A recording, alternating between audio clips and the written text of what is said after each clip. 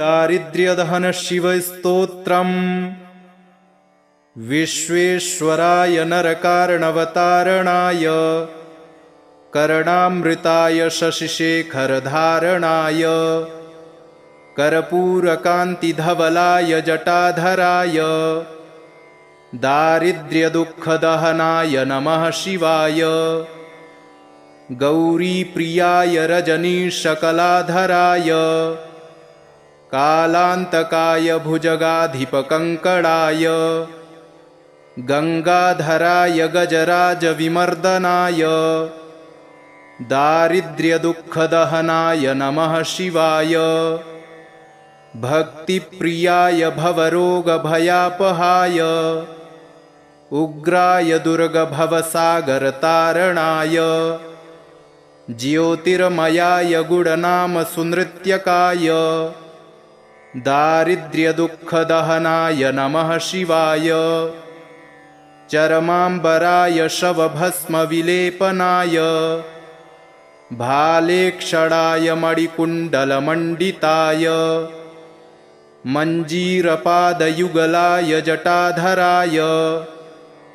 दारिद्र्यदुःखदहनाय नमः शिवाय पञ्चाननाय फणिराजविभूषणाय हेमांशुकाय भुवनत्रयमण्डिताय आनन्दभूमिवरदाय तमोमयाय दारिद्र्यदुःखदहनाय नमः शिवाय भानुप्रियाय भवसागरतारणाय कालान्तकाय कमलासनपूजिताय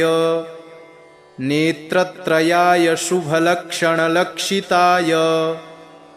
दारिद्र्यदुःखदहनाय नमः शिवाय रामप्रियाय रघुनाथवरप्रदाय नागप्रियाय नरकार्णवतारणाय पुण्येषु पुण्यभरिताय सुरर्चिताय दारिद्र्यदुःखदहनाय नमः शिवाय मुक्तेश्वराय फलदाय गणेश्वराय गीतप्रियाय वृषभेश्वरवाहनाय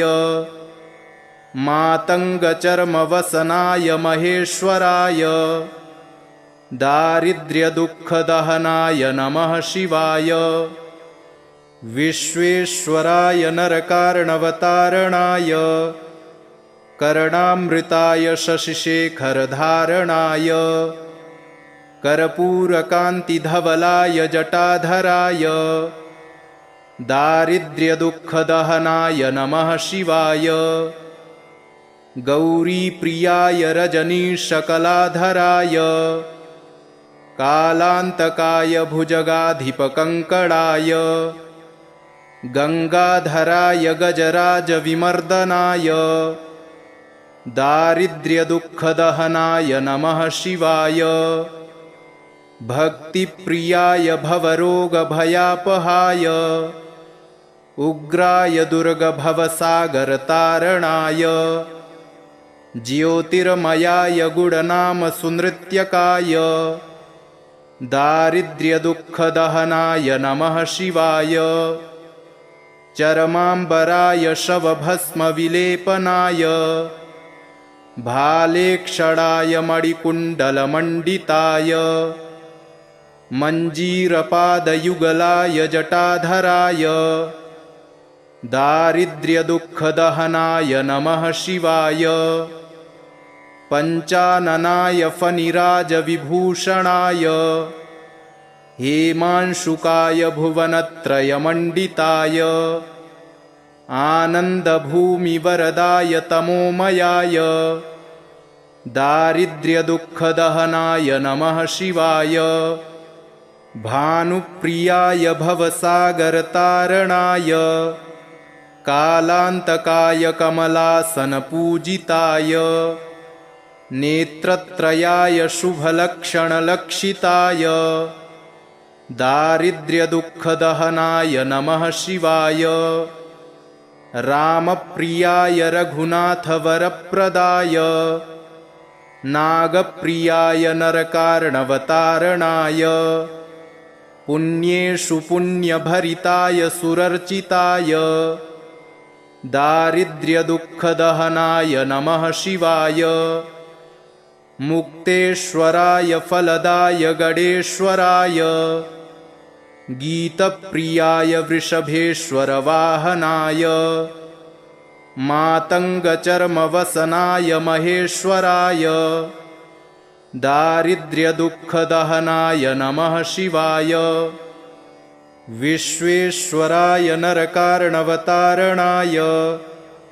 कर्णामृताय शशिशेखरधारणाय कर्पूरकान्तिधवलाय जटाधराय दारिद्र्यदुःखदहनाय नमः शिवाय गौरीप्रियाय रजनीशकलाधराय कालान्तकाय भुजगाधिपकङ्कणाय गंगाधराय गजराजविमर्दनाय दारिद्र्यदुःखदहनाय नमः शिवाय भक्तिप्रियाय भवरोगभयापहाय उग्राय दुर्गभवसागरतारणाय ज्योतिर्मयाय गुणनामसुनृत्यकाय दारिद्र्यदुःखदहनाय नमः शिवाय चरमाम्बराय शवभस्मविलेपनाय भालेक्षणाय मणिकुण्डलमण्डिताय मञ्जीरपादयुगलाय जटाधराय दारिद्र्यदुःखदहनाय नमः शिवाय पञ्चाननाय फणिराजविभूषणाय हेमांशुकाय भुवनत्रयमण्डिताय आनन्दभूमिवरदाय तमोमयाय दारिद्र्यदुःखदहनाय नमः शिवाय भानुप्रियाय भवसागरतारणाय कालान्तकाय कमलासनपूजिताय नेत्रत्रयाय शुभलक्षणलक्षिताय दारिद्र्यदुःखदहनाय नमः शिवाय रामप्रियाय रघुनाथवरप्रदाय नागप्रियाय नरकार्णवतारणाय पुण्येषु पुण्यभरिताय सुरर्चिताय दारिद्र्यदुःखदहनाय नमः शिवाय मुक्तेश्वराय फलदाय गणेश्वराय गीतप्रियाय वृषभेश्वरवाहनाय मातङ्गचर्मवसनाय महेश्वराय दारिद्र्यदुःखदहनाय नमः शिवाय विश्वेश्वराय नरकार्णवतारणाय कर्णामृताय शशिशेखरधारणाय कर्पूरकान्तिधवलाय जटाधराय दारिद्र्यदुःखदहनाय नमः शिवाय गौरीप्रियाय रजनीशकलाधराय कालान्तकाय भुजगाधिपकङ्कणाय गंगाधराय गजराजविमर्दनाय दारिद्र्यदुःखदहनाय नमः शिवाय भक्तिप्रियाय भवरोगभयापहाय उग्राय दुर्गभवसागरतारणाय ज्योतिर्मयाय गुणनामसुनृत्यकाय दारिद्र्यदुःखदहनाय नमः शिवाय चरमाम्बराय शवभस्मविलेपनाय भालेक्षणाय मणिकुण्डलमण्डिताय मञ्जीरपादयुगलाय जटाधराय दारिद्र्यदुःखदहनाय नमः शिवाय पञ्चाननाय फणिराजविभूषणाय हेमांशुकाय भुवनत्रयमण्डिताय आनन्दभूमिवरदाय तमोमयाय दारिद्र्यदुःखदहनाय नमः शिवाय भानुप्रियाय भवसागरतारणाय कालान्तकाय कमलासनपूजिताय नेत्रत्रयाय शुभलक्षणलक्षिताय दारिद्र्यदुःखदहनाय नमः शिवाय रामप्रियाय रघुनाथवरप्रदाय नागप्रियाय नरकार्णवतारणाय पुण्येषु पुण्यभरिताय सुरर्चिताय दारिद्र्यदुःखदहनाय नमः शिवाय मुक्तेश्वराय फलदाय गणेश्वराय गीतप्रियाय वृषभेश्वरवाहनाय मातङ्गचर्मवसनाय महेश्वराय दारिद्र्यदुःखदहनाय नमः शिवाय विश्वेश्वराय नरकार्णवतारणाय कर्णामृताय शशिशेखरधारणाय कर्पूरकान्तिधवलाय जटाधराय दारिद्र्यदुःखदहनाय नमः शिवाय गौरीप्रियाय रजनीशकलाधराय कालान्तकाय भुजगाधिपकङ्कणाय गंगाधराय गजराजविमर्दनाय दारिद्र्यदुःखदहनाय नमः शिवाय भक्तिप्रियाय भवरोगभयापहाय उग्राय दुर्गभवसागरतारणाय ज्योतिर्मयाय गुणनामसुनृत्यकाय दारिद्र्यदुःखदहनाय नमः शिवाय चरमाम्बराय शवभस्मविलेपनाय भालेक्षणाय मणिकुण्डलमण्डिताय मञ्जीरपादयुगलाय जटाधराय दारिद्र्यदुःखदहनाय नमः शिवाय पञ्चाननाय फणिराजविभूषणाय हेमांशुकाय भुवनत्रयमण्डिताय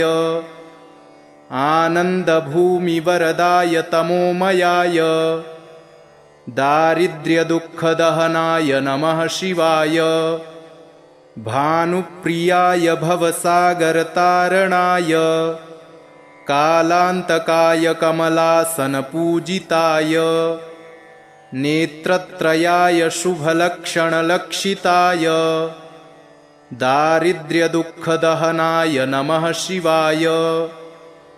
रामप्रियाय रघुनाथवरप्रदाय नागप्रियाय नरकार्णवतारणाय पुण्येषु पुण्यभरिताय सुरर्चिताय दारिद्र्यदुःखदहनाय नमः शिवाय मुक्तेश्वराय फलदाय गणेश्वराय गीतप्रियाय वृषभेश्वरवाहनाय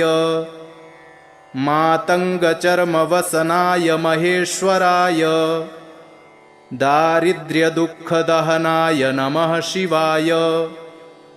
विश्वेश्वराय नरकार्णवतारणाय कर्णामृताय शशिशेखरधारणाय कर्पूरकान्तिधवलाय जटाधराय दारिद्र्यदुःखदहनाय नमः शिवाय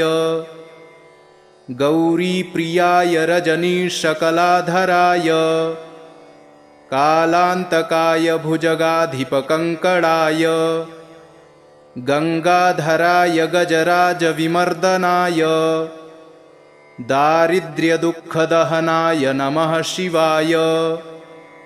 भक्तिप्रियाय भवरोगभयापहाय उग्राय दुर्गभवसागरतारणाय ज्योतिर्मयाय गुणनामसुनृत्यकाय दारिद्र्यदुःखदहनाय नमः शिवाय चरमाम्बराय शवभस्मविलेपनाय भालेक्षणाय मणिकुण्डलमण्डिताय मञ्जीरपादयुगलाय जटाधराय दारिद्र्यदुःखदहनाय नमः शिवाय पञ्चाननाय फणिराजविभूषणाय हेमांशुकाय भुवनत्रयमण्डिताय आनन्दभूमिवरदाय तमोमयाय दारिद्र्यदुःखदहनाय नमः शिवाय भानुप्रियाय भवसागरतारणाय कालान्तकाय कमलासनपूजिताय नेत्रत्रयाय शुभलक्षणलक्षिताय दारिद्र्यदुःखदहनाय नमः शिवाय रामप्रियाय रघुनाथवरप्रदाय नागप्रियाय नरकार्णवतारणाय पुण्येषु पुण्यभरिताय सुरर्चिताय दारिद्र्यदुःखदहनाय नमः शिवाय मुक्तेश्वराय फलदाय गणेश्वराय गीतप्रियाय वृषभेश्वरवाहनाय मातङ्गचर्मवसनाय महेश्वराय दारिद्र्यदुःखदहनाय नमः शिवाय विश्वेश्वराय नरकार्णवतारणाय कर्णामृताय शशिशेखरधारणाय कर्पूरकान्तिधवलाय जटाधराय दारिद्र्यदुःखदहनाय नमः शिवाय गौरीप्रियाय रजनीशकलाधराय कालान्तकाय भुजगाधिपकङ्कणाय गङ्गाधराय गजराजविमर्दनाय दारिद्र्यदुःखदहनाय नमः शिवाय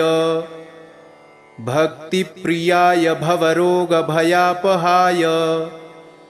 उग्राय दुर्गभवसागरतारणाय ज्योतिर्मयाय गुणनामसुनृत्यकाय दारिद्र्यदुःखदहनाय नमः शिवाय चरमाम्बराय शवभस्मविलेपनाय भालेक्षणाय मणिकुण्डलमण्डिताय मञ्जीरपादयुगलाय जटाधराय दारिद्र्यदुःखदहनाय नमः शिवाय पञ्चाननाय फणिराजविभूषणाय हेमांशुकाय भुवनत्रयमण्डिताय आनन्दभूमिवरदाय तमोमयाय दारिद्र्यदुःखदहनाय नमः शिवाय भानुप्रियाय भवसागरतारणाय कालान्तकाय कमलासनपूजिताय नेत्रत्रयाय शुभलक्षणलक्षिताय दारिद्र्यदुःखदहनाय नमः शिवाय रामप्रियाय रघुनाथवरप्रदाय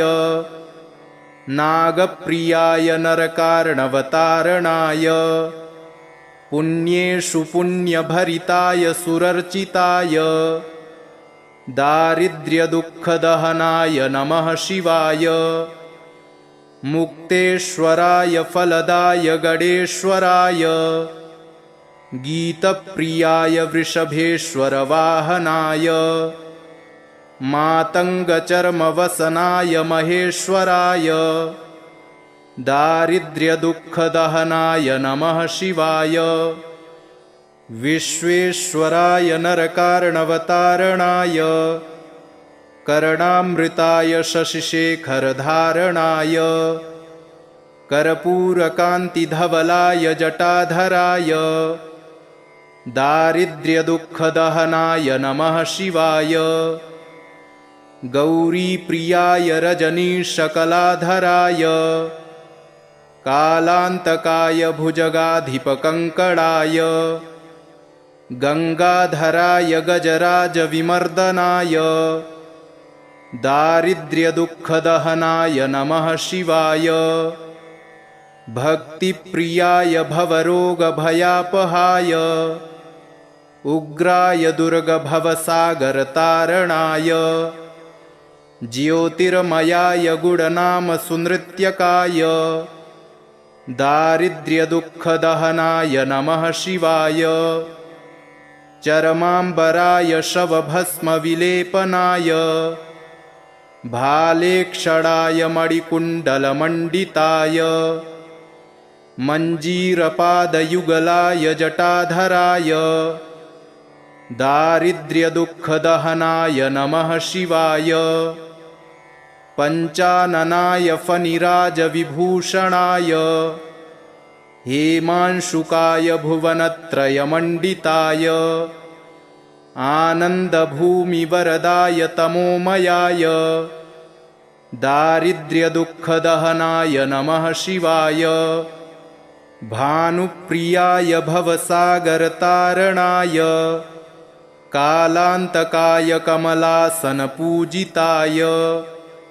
नेत्रत्रयाय शुभलक्षणलक्षिताय दारिद्र्यदुःखदहनाय नमः शिवाय रामप्रियाय रघुनाथवरप्रदाय नागप्रियाय नरकार्णवतारणाय पुण्येषु पुण्यभरिताय सुरर्चिताय दारिद्र्यदुःखदहनाय नमः शिवाय मुक्तेश्वराय फलदाय गणेश्वराय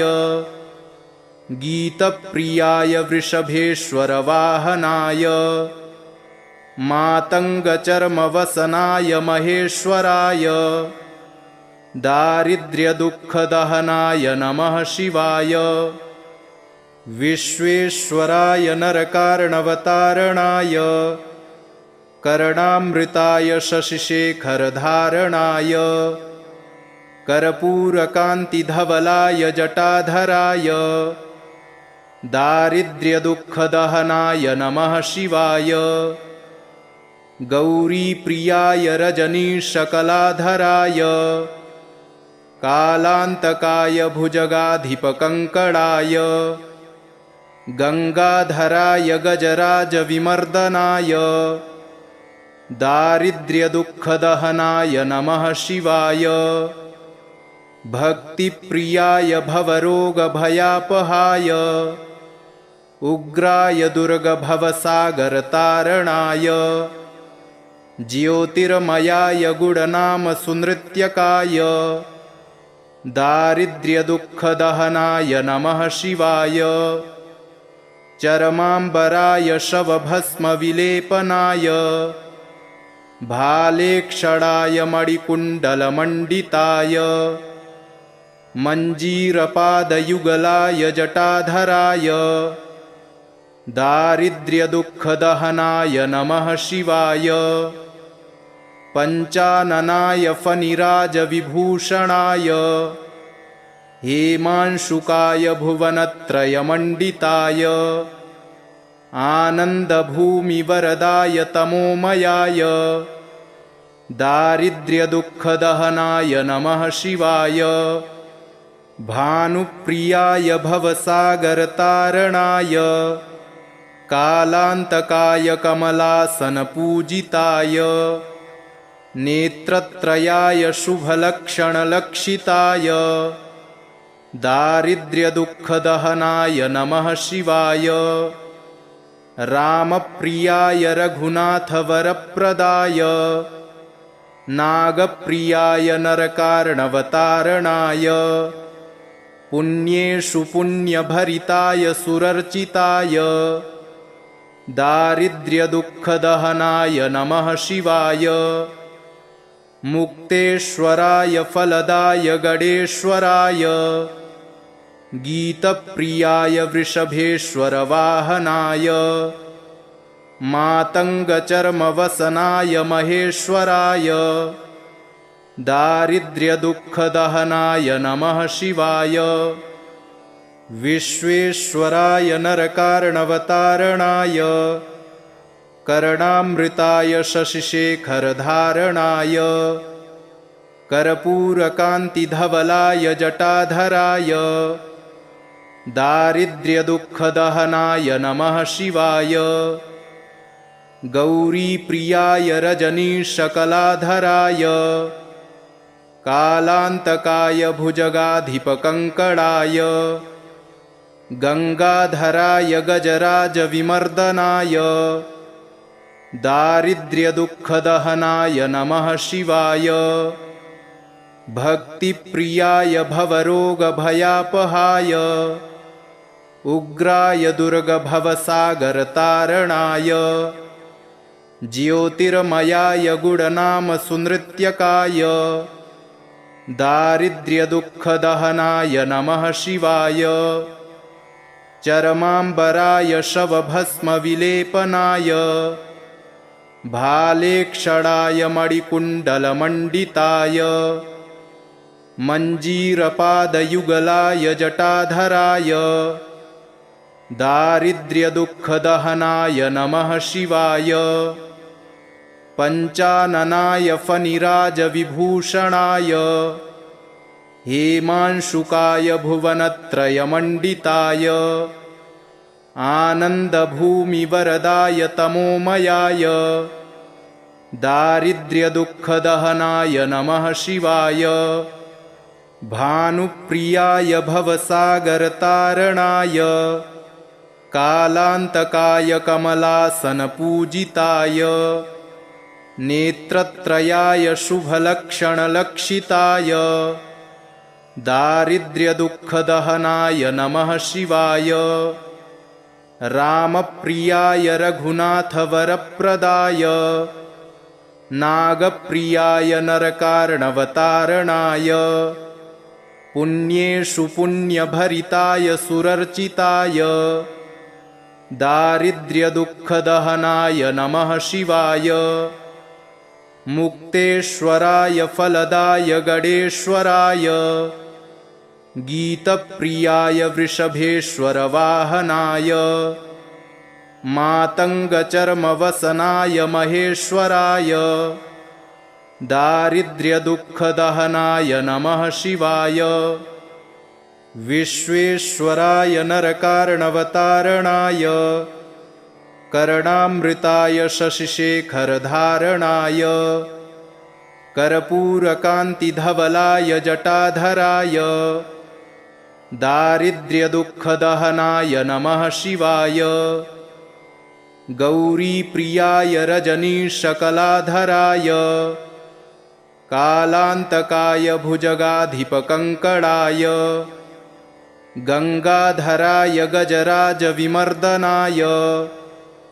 दारिद्र्यदुःखदहनाय नमः शिवाय भक्तिप्रियाय भवरोगभयापहाय उग्राय दुर्गभवसागरतारणाय ज्योतिर्मयाय गुणनामसुनृत्यकाय दारिद्र्यदुःखदहनाय नमः शिवाय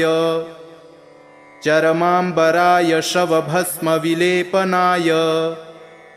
भालेक्षणाय मणिकुण्डलमण्डिताय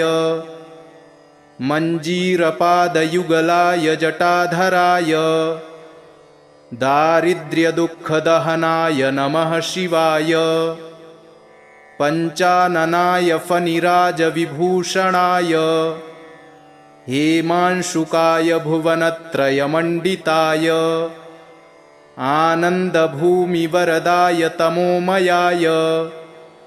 दारिद्र्यदुःखदहनाय नमः शिवाय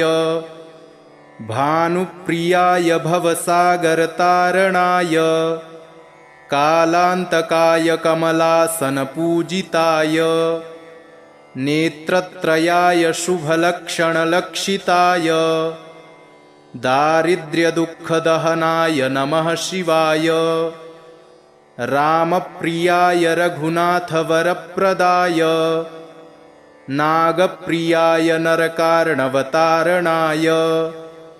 पुण्येषु पुण्यभरिताय सुरर्चिताय दारिद्र्यदुःखदहनाय नमः शिवाय मुक्तेश्वराय फलदाय गणेश्वराय गीतप्रियाय वृषभेश्वरवाहनाय मातङ्गचर्मवसनाय महेश्वराय दारिद्र्यदुःखदहनाय नमः शिवाय। इति श्री दारिद्र्यदहन शिवस्तोत्रम् सम्पूर्णम्।